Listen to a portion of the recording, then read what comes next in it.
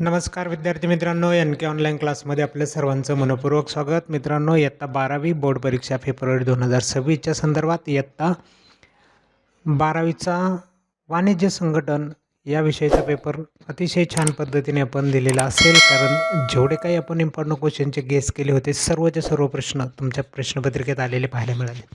आता पुन्हा एकदा चिटणीसांची कार्यपद्धती या विषयाच्या प्रश्नपत्रिकेचा अभ्यास करून कोणते प्रश्न ह्या वर्षी फेब्रुवारी 2000साठी महत्त्वाचे असणार आहेत याचा विचार आपण व्हिडिओमध्ये करत आहोत. एक व्हिडिओ ऑलरेडी आपण अपलोड केलेला आहे, ज्याच्यामध्ये कोणती चिटणीसांची पत्र बोर्ड परीक्षेला येऊ शकतात त्या पत्रांची माहिती दिली होती. आज दुसरा व्हिडिओ आपण अपलोड करतो आहे, तो आहे फरक स्पष्ट करा.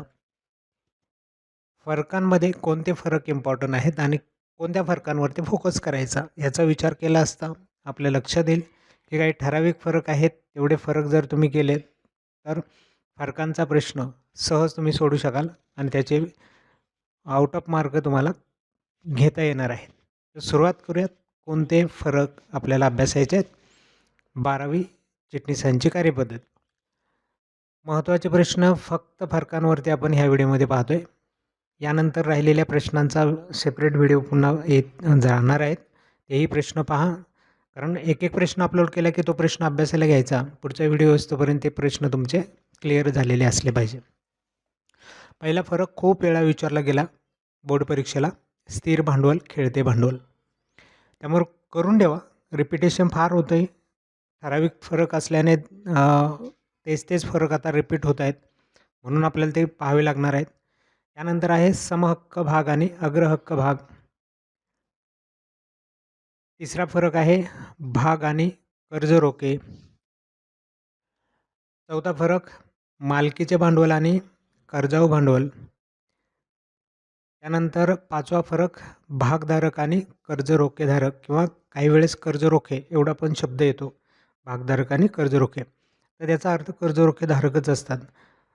तर तोही फरक आपल्याला अभ्यासायचा आहे. 5 फरक झालेत. नेक्स्ट प्रकरणांवाईजच आपण ते घेतलेले आहेत. त्यानंतर प्राथमिक भाग विक्री आणि पुढील भाग विक्री, हाही फरक यापूर्वी विचारला गेलेला आहे, पुन्हा येण्याची शक्यता आहे. स्थिर किमतीने भाग विक्री आणि बोली किमतीने भाग विक्री, भाग विक्रीच्या संदर्भातले हे 2 महत्त्वाचे फरक तुम्हाला पाहायला मिळत आहेत. त्यानंतर आहेत हक्क भाग आणि बोनस भाग, हाही प्रश्न येऊन गेलेला आहे बोर्डाला, लक्षात ठेवा, महत्त्वाचा प्रश्न आहेत.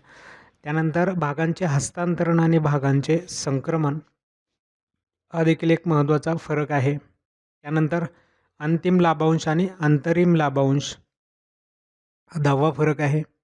मी सांगितले तुम्हाला फक्त आपण 15 फरक विचारात घेणार आहोत, त्याच्या बाहेरचा फरकच नसणार आहेत.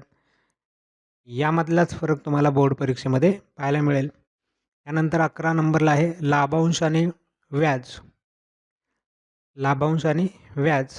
त्यानंतर नाणे बाजार आणि भांडवल बाजार, हा फरक थोडासा इम्पॉर्टंट वाटते मला, कारण याच्यावरती प्रश्न आत्तापर्यंत विचारला गेलेला नाही.